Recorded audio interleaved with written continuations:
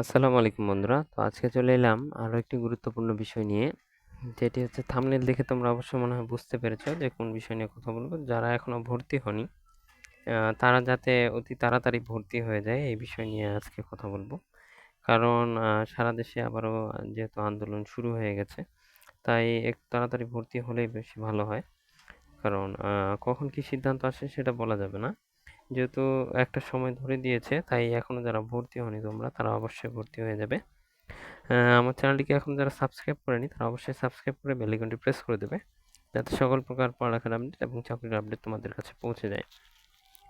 তো এইখানে যেহেতু বেশ কয়েকটা নিউজ পোর্টালে দেখলাম কোটা সংস্কার আন্দোলনকে কেন্দ্র করে শিক্ষার্থীরা যেসব তাদের দাবি জানিয়েছে, সেসব নিয়েই আজকে সারা দেশে মোটামুটি বেশ কয়েক জায়গায় ছাত্র আন্দোলন চলছে।